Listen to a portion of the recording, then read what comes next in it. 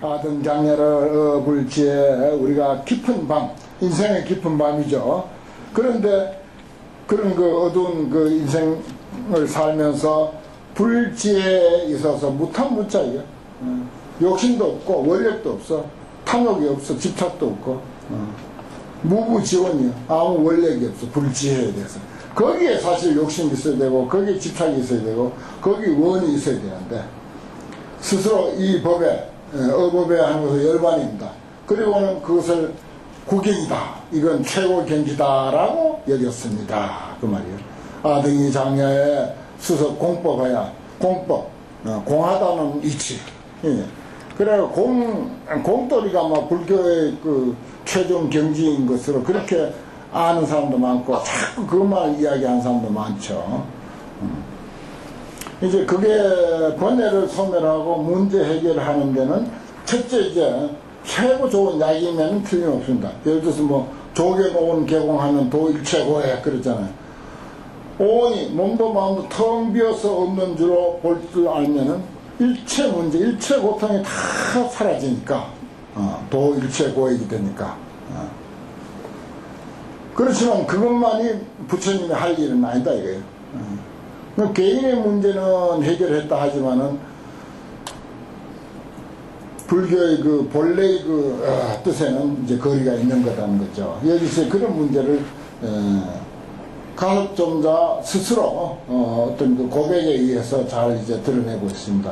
주 최후신인 유여 열반 최후신인 마지막 몸을 받는다 이거예요. 마지막 몸인 그 유여 열반에 머물어서는 불소교화의 득도 불언이다. 도를 얻음에 허망하지 아니했습니다. 그러니까 이제 열반을 얻는 경지 그걸로 이제 끝이라고 여기고 즉위 이덕 법을 지으라 부처님의 은혜를 갚는 것을 이미 성취했다라고 여겼으니 아등이 수의 제 불자 등하여 우리들이 여러 불자들을 위해서 보살법을 설해서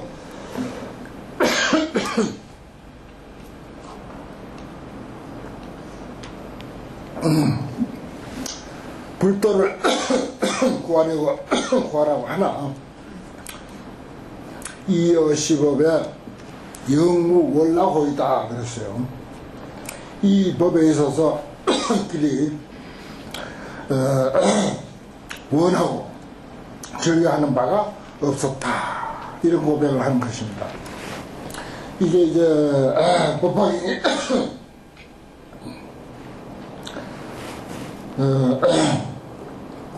뭐 여기는 이야기가 4대 성문이 이야기하는 같이 되어 있지만은 그동안의 소승적 불교를 여기서 이제 꾸짖는 이야기죠. 그런 내용입니다 사실은. 그래서 도사께서 버려뒀다 이 말이에요. 경사는 버려두사 관하신 거로 우리들의 마음을 관찰한 까닭으로 소불권진 서류 실리하시니 애초에 아예 실다운 참다운 이익이 있다고 하는 것을 권진해서 설하지 아니했다 이 말이에요. 그 부처로서의 어떤 삶 그것을 이제 설하지 아니했다 이거예요. 그걸 이제 이야기하면 뭐 열반을 얻는 것 그것마저도 이제 포기할지도 모르니까 그래서 이제 이런 상황이 이제 벌어지는 거죠. 예컨대 장자가 부장자가 아들의 뜻이 아주 하열한 것을 알아가지고서 방편력으로서 그 마음을 달래고 조복하고 그런 연후에 일체 제보를 갖다가 부여 주었습니다. 주는 것과 같습니다. 불여기여시하여 부처님도 또한 이와 같아서 현희우사서 희원일을 나타내서 낙서도 하시고 작은 법 즐겨야 하는 것을 아시고 방편력으로서 그 마음을 조복하고는 대지 큰 지혜를 가리켰습니다.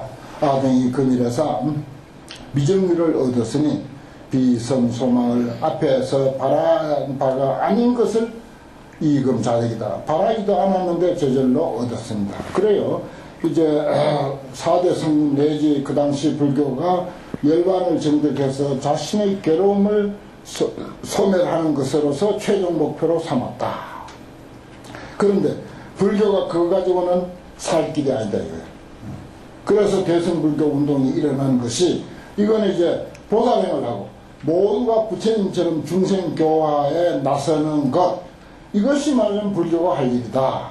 이게 이제 대승불교 운동이죠. 그리고 그동안은 전부 자기의 그 안녕, 자기의 그 열반만을 얻고 더 이상 이제 뭐 불교를 크게 펼치려고 하는 그런 그 보살행이 없었다는 거죠. 그래서 이제 이런 이야기가 나오는 것입니다. 옆이 공자가 더 무량본이다. 저 모두 못난 아들이 한량없는 보물을 얻은 것과 같습니다. 세존시은 내가 지금의 득과 도를 얻고 과를 얻었으며 무릇법에 있어서 청정한 문을 얻었습니다. 아등자녀 우리들이 깊은 밤에 부처님의 청정한 기회를 가졌으나 비로소 금일에야 그 과보를 얻었습니다. 법왕법 가운데서 오랫동안 번행을 닦다가 금득 무루인 지금의 무루인 무상대화를 얻었습니다. 아등이 금자의 참으로 성문이라 진실성문이라 이 불도성으로서 불도의 소리로서 일체 사람들로 하여금 듣게 하는 것, 이게 성문이다. 진짜 성문이다 이거예요. 그러니까 우리 성문에 대해서 이제 해설할 때 뭐라고? 부처님 설법을 듣고 말하자면 마음이 편안해진 거, 편안해진 사람, 이걸 성문이라고 하죠. 근데 여기는 아니잖아요. 부처님이 도의 소리로서 일체 사람들로 하여금 듣게 하는 것, 영자가 그거 아닙니까? 일체 사람들로 듣게 하는 사람, 이게 진성문이다, 참성문이다 이 말이에요. 그 성문에 대한 해석을 이렇게 해야 옳은 거죠. 그러니까 여기에 이제 성문이라는 말을 아예 부정해버리면 문제가 있는 거죠. 그 당시로서는. 그러니까 그래 성문은 성문이야. 그래서 성문이라는 해석이 뭐냐? 부처님 설법 소리 듣고 마음이 편안해진 사람이 아니고 부처님의 도에 대한 소리로서 모든 사람들로 하여금 듣게 하는 것, 법을 널리 전하는 사람, 이게 성문, 그런 말이에요. 해석이 아주 특이하면서도 이게 진성문이다. 앞에서 진성문이다. 진시성문 했으니까 여기 우리가 꼭 유의해서 봐둬야 할 대목이고, 이걸 이제 널리 우리가 또 가르쳐야 할 그런 대목이기도 합니다. 이게.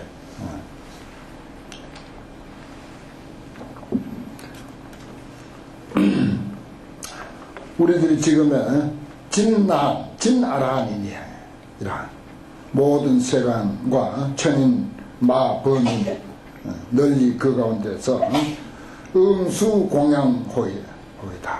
응당이 마땅히 공양을 받을 바입니다. 아라한이 뭐죠? 응공 아닙니까? 응수공양. 응수공양이 아라한 해석하면 응수공양이 됩니다. 세존대언이시여, 큰 은혜이신 세존이시여, 이 희환 일로서 연민이 여겨 교화하사 우리들을 이익해 하시니 무량업급의 수능보살이여, 무량업급에 누가 능히 그 은혜를 갚으려. 수족으로 공급하고 투정으로 예견하고 일체 공양할지라도 다 능히 갚지 못하냐. 만약에 정대해서 양어깨 부처님을 짊어지고 강의 모래와 같은 그런 많고 많은 세월에 진심 공경, 마음을 다해 공경하며, 이걸 이제 개성으로 뭐라고? 가사 정대 경진급 신의상자 변삼천 약불전법 도중생 필경무능 보원자, 우리가 그렇게 하잖아요. 가사 정대 경진급, 부처님을 머리에 이고, 약이 정대 부처님 머리에 이고, 또 여기는 양 어깨에 짊어지고, 항아사강의 모래수와 같은 그런 많고 많은 세월을 공경한다 하더라도, 그러나 이제 부처님의 법을 전해서 중생을 교화하지 못한다면 은혜 갚는 길이 아니다, 이제 그런 말입니다. 또 여기 보면 이제 미선과 아주 아름다운 반찬, 좋은 음식, 또 한량없는 법의 의복, 그리고 훌륭한 와구, 종종 탕약, 아주 비싼 탕약, 우두 전단, 그리고 온갖 진보로서 부처님 열반한 뒤에 살아있을 때도 역시 탑을 세우고, 그리고 보이로서 포지어, 아주 보배 옷으로서 땅에 이제 깔아, 이와 같은 등의 일로서 공양하는 데 사용하는 것을 항하강의 모래수와 같은 겁이 다 할 때까지 한다 하더라도 역불능보에 또한 능히 갚지를 못합니다. 제불희화사 부처님은 희화하시사 무량무변 불가사의신 대신통역과 무루무유인 법왕 제법의 왕으로서 능히 하열하사 능히 하열한 우리들 중생, 참 못나고 못난 중생, 모양을 봐야 겨우 마음이 나는 그런 중생들을 위한다. 이 사사라 이 일을 참으시고 속에 꼭 참고 넣어주시고 취상범부, 우리는 상견 중생 그러죠. 형상삼자 볼견자 상견 중생 그런다. 우리는 여기는 취상범부 그렇네요. 상을 취하는 범부. 모양을 봐야 마음이 나는 게 우리 그 나쁜 것이 아니라 우리 모두가 이 사바세계 중생의 속성이 그러니까 그 취상범부거든요. 또 상견 중생이라고도 하고. 그래 그걸 이제 우리가 그런 줄은 이해하되 거기에 떨어져 있으면 안 되는 거죠. 다른 사람에게는 그런 사실을 이해해야 돼요. 수의위설이라 편의를 따라서 그들을 위해서 설했습니다. 제불이 법에 대해서 득최자제하사 최자제 가장 최고의 자제함을 얻으사 지제 중생의 종종 용납 가지가지의 용납을 아시고 그 지력의 지혜와 힘의 뜻과 힘의 수소감이라 감당할 바를 따라서 한량없는 비유로서 그들을 위하여 설법하시며 모든 중생들의 숙세선건을 따르며 또 성숙과 미성숙자를 함을 알아서 저 사람은 근기가 익었다, 저 사람은 근기가 아직 덜 익었다, 이런 것을 참 알아가지고선 종종 주량이나 가지가지로 헤아리고 헤아려서 분별해서 잘 아시고 일성도에서 수의설삼이로소이다. 편의를 따라서 삼성을 설했습니다. 그러니까 본래는 일성도인데 일불성인데 거기서 편의를 따라서 삼성을 설했다. 그러니까 삼성이라고 하는 것은 편의상 중간 단계로서 가설이에요. 가설을 해놓은 것이고 실질은 부처로서의 삶이라고 하는 것 그거 하나뿐이다. 그래서 회삼귀라고 하는 말이 이제 법화경의 이제 대지로 등장하는 것이 바로 거기에 있습니다. 일성도에서 편의를 따라서 삼성을 설했다.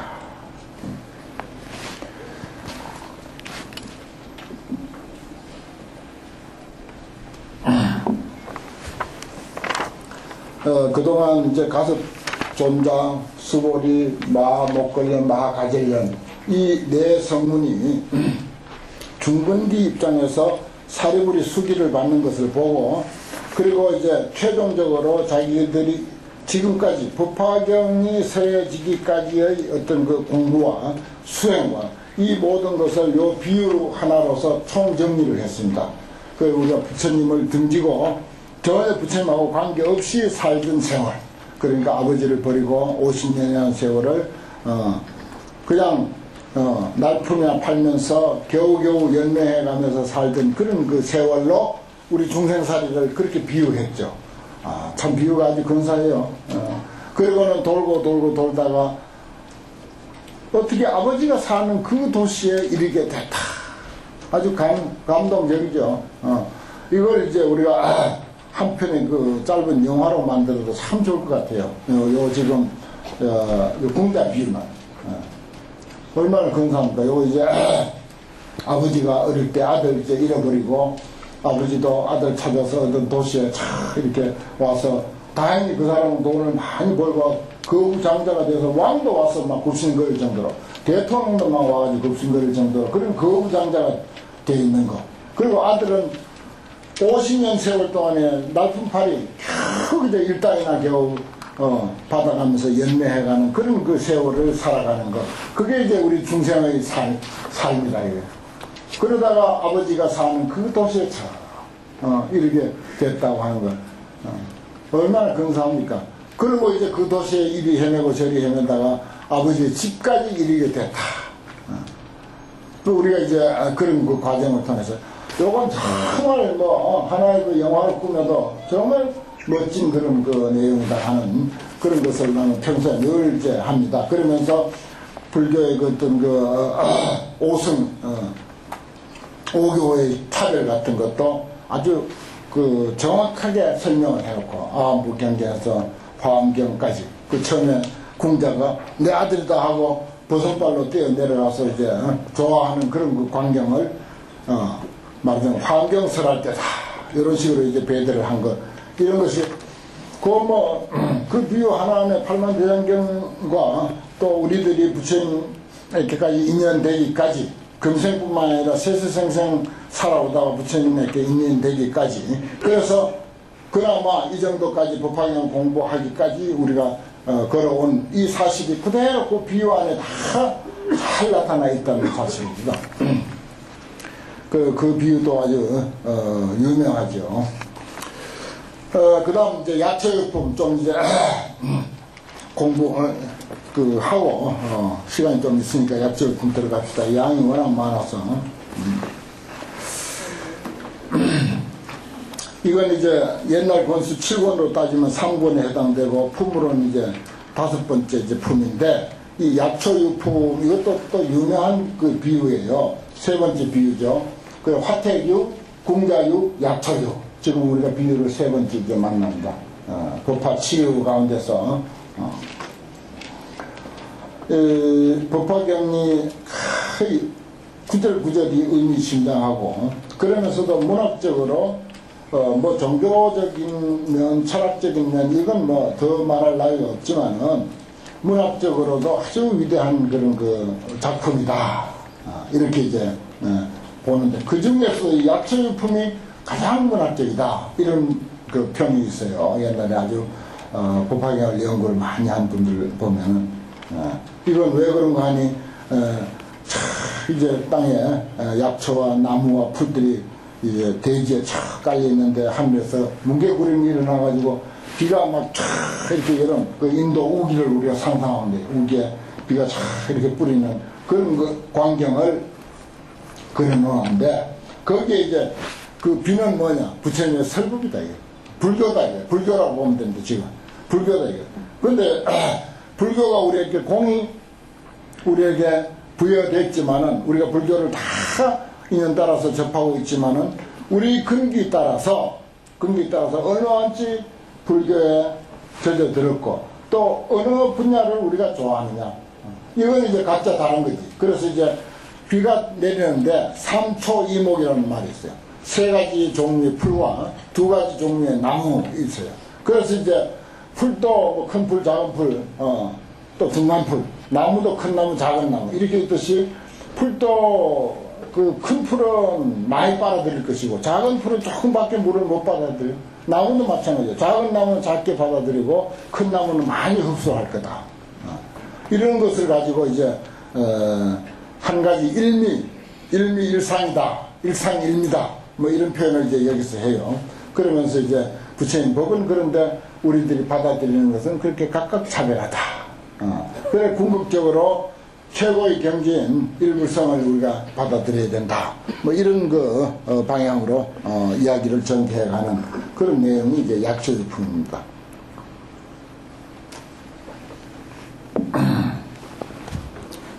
문학적으로 아주 뛰어나다고 그래요.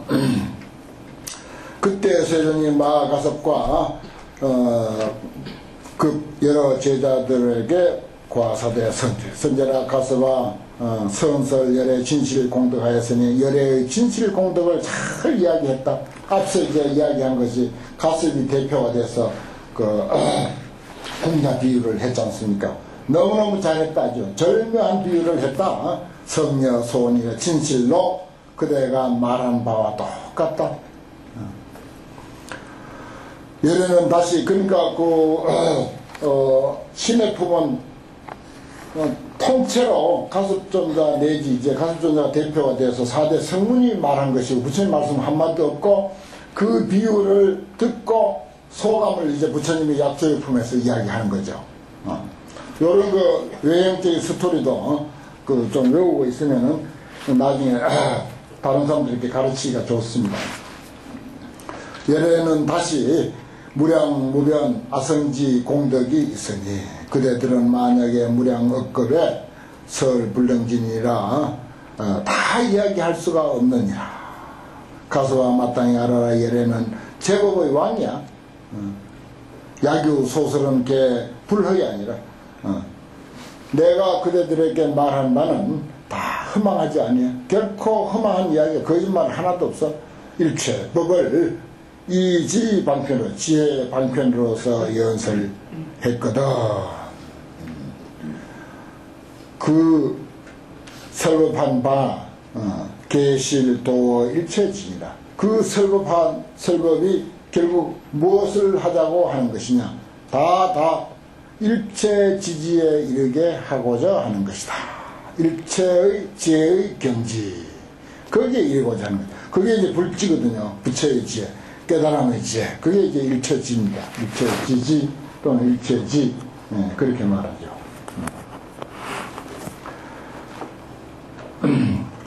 보통 이제 지혜 이렇게 이제 하는데, 지혜할 때 지는 차별을 이해하는 것. 차별을 꿰뚫어 보는 것을 지라고 하고, 해는 평등한 것을 이해하는 것을 이제 해라고 한다. 그렇게 봐요. 그러면은 이제 우선 뭐 평등한 것이 공 아닙니까? 공. 모든 게 인연으로 생겼으니까 결국은 공으로 돌아간다라고 하는 그것을 꿰뚫어 아는 것은 해라고 그러고, 그러나 현상은 너무나도 차별하다. 낱낱이 사람이 차별하고 오늘 내일이 차별하고 일체가 차별하는 것. 그것을 또 우리 놓치면 안 되죠. 그거 무시하면 안 되거든요. 차별을. 그걸 이제 꿰뚫어 아는 것을 지혜지자라고 한다. 이런 이제 옛 해석이 있습니다. 그런 것도 좋은 해석이죠. 그걸 이제 합해가지고 일체지지 그렇게 이제 표현을 합니다. 평등과 차별을 공인 다 꿰뚫고 아는 지혜. 예래는 관지 일체 제법지 소귀치라. 일체 제법이 돌아갈 바 귀결점, 귀착점을 다 관찰해서 알고 있다. 그리고 또 일체 중생의 심심소행, 일체 중생들의 저 깊은 마음속에 무엇을 생각하고 있는가. 몸으로 움직이는 건 말할 것도 없고 그건 뭐 우리도 아니까 마음속 깊이 무엇을 생각하고 있는가까지도 꿰뚫어 안다 이랬어요. 부처님. 그래서 통달무예하며 또 모든 법에 있어서 구진명료야. 공부해서 끝까지 공부해서 환하게 다 꿰뚫고 있어. 시제 중생의 일체 지혜니라. 그래서 그걸 가지고 모든 중생에게 일체 지혜를 보이고자 한다. 이게 이제 저 앞에서 계시오입 불지지견 그랬죠. 계시오입 불지지견. 부처님의 지견, 부처님의 지혜를 열어주고 보여주고 깨닫게 해주고 그 속에 들어가서 놀게 하는 거. 이게 이제 부처님의 하실 일이다 그랬습니다. 가서봐 비유하건대 삼천대천세계의 삼천계곡 토지에 소생인 회목총림과 뭐 초목총림을 해도 좋아요. 모든 약초의 종류가 많거든. 많으면 여기 약가이라고 또 했네요. 종류가 너무너무 많으면 명색도 각각 다르다. 이름도 색깔도 각각 다르거든. 미루니 분파야. 여기서부터 이제 삼근 사학장 내가 이제 그렇게 이제 말했습니다. 삼근 뿌리근자 사학 배울 학자 삼학하죠. 여기는 사학이야. 삼근 삼학장 내가 이제 그런 말을 했는데 미루니 분포에서 변구 삼천세계 삼천대천세계를 꽉 이제 덮고 있어. 우기 때 여름에 인도에 잘 안 가시지만은 7월달경에 내가 인도에 간 적이 있어요. 그때 이제 다라이라마를 초청하러 가는데 동행을 했어. 여러 해 전이라. 그런데 마침 7월에 갔어. 그런데 그때가 우기야. 덥기는 무지무지하게 더운데 미룬이 분포해서 한 구름이 삼천대천세계를 이렇게 뒤덮고 손을 뻗으면 그 구름이 닿을 듯해. 산이 없으니까 평원에. 그런 풍경. 그리고 밤부터 새벽까지 한 번도 쉬지 않고 천둥 치는 거, 천둥 번개 치는 걸 봤어요. 그래서 내가 이거 약체유품에 대한 그런 그 실정을 좀 누구보다도 잘한다고. 여름에 이제 내가 인도를 가봤기 때문에. 그리고 비가 줄기차게 오면 나닥에 가려고 계획을 세웠는데 비가 와가지고는 길이 다 끊어지고 전화를 하니까 나닥에는 눈이 쏟아진 거예요. 그래서 못 갔어요. 그 우기에는 도대체 그게 교통이 아주 뭐 예상치 않은 그런 그 어려움이 생기더라고요. 일시 등기야. 그러니 일시에 평등하게 물이 이제 쏟아지는 거야. 비가 쏟아지는 거야.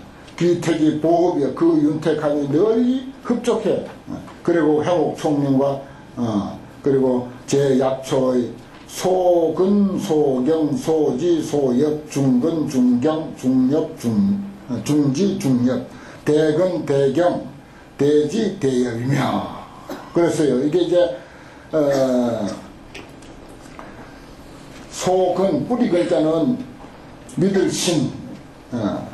그 삼근은 대중소고요. 삼근 사학장 내가 그랬죠. 쓰세요. 삼근 사학장.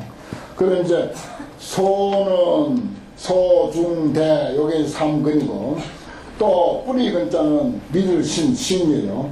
그 다음에 소경할 때 줄기경자는 개입니다. 개. 그 다음에 소지할 때 가지지자는 정이에요. 선정이란 정. 소엽할 때 요 엽은 해입니다. 그래서 신계정해, 신계정해까지 요 네 가지를 이제 사학이라 그래요. 그 삼근 사학장이다. 이제 그렇게 이제 내가 명명을 했는데 소근, 소경, 소지, 소엽. 그 다음에 중근, 중경, 중지, 중엽. 대근, 대경, 대지, 대엽. 이렇게 이제 나눌 수가 있다. 제수, 대소가 수, 중, 상중하야 상중하를 따라서 가격 소수다. 각각 받아들이는 바가 있다. 그래 비가 막 쫙 쏟아지면 큰 나무든 작은 나무든 작은 풀이든 큰 풀이든 전부 다 각자 나름대로 다 받아들이죠. 이루 소외 칭기 종성하야 그 하나의 구름이 비를 내리는데 그 종성에 맞춰서 이득 생장하면 각각 생장함을 얻는다. 비 맞고 쫙 그죠. 그럼 겨울 내내 봄까지 바싹 말라있던 그 인도 땅에 우기가 찾아오면 6월 7월이 이제 되면은 말하자면은 우기가 돼가지고 뭐 정말 줄기차게 비가 내리거든요. 그럼 이제 그때 식물이 다 이제 생장을 하는 거죠. 화과 부실이요. 꽃도 열매도 그때는 막 그냥 열리고 피어나고 그렇게 하는 거죠. 수일지 소생이며 비록 한 땅에서 태어나는 바고 하나의 비로소 윤택한 바이지만은 여러 가지 초목이 가주 차별하나요. 각각 차별이 있느니라. 그럴 수밖에 없죠. 세상사가 다 그런 거 아닙니까? 그래서 가수가 마땅히 알아라. 열에도 역부 여시하야 출현 어세는 세상에 출현한 것은 큰 구름이 일어난 것과 같고 큰 음성으로서 세계의 천인 아수라들에게 널리 펼쳐주는 것은 큰 구름이 삼천대천 세계를 두루두루 삼천대천 국토를 두루두루 덮는 것과 같나니라. 대중 가운데서 이 참 시원하되 이 말을 내가 부르짖 때 나는 열애야 응공냐 정변지 명현주 선서 세간의 무상사 조호장구 천인사 불세졌냐 나는 그런 사람이라고 당당하게 말하는 거예요.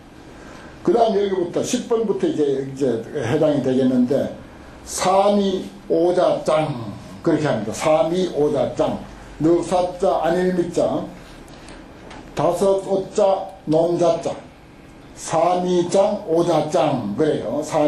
그걸 합해가지고 삼위, 오자장. 요런 걸 해놓으면 이제 법학에 뭐 어디에, 삼위장이 있어, 오자장이 있어. 이렇게 하면 착착 그 이야기하기가, 그것만 가지고 이야기하기가 아주 좋아요. 자, 이게 삼위장인데요. 이게 유명한 말입니다. 붉은 줄 착 꺼야 돼요.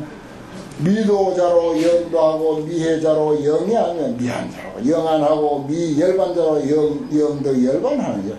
미자가 4번 들어가는 거죠. 삼위장입니다. 그래서 그러니까 미도자, 아직 제도하지 못한 사람으로 하여금 제도하게 하고, 아직 이해하지 못한 자로 하여금 이해하게 하고, 아직 편안하지 못한 자로 하여금 편안하게 하고, 아직 열반을 얻지 못한 자로 하여금 열반을 얻게 한다. 이게 이제 부처님이 하신 일이야. 하신 일이고 하실 일이고 또 우리가 할 일이고. 그래 이게 삼위장, 밑자가 이제 4번 있었다 해서. 그 다음에 이제 오자장이요. 요것도 이제 유명해요.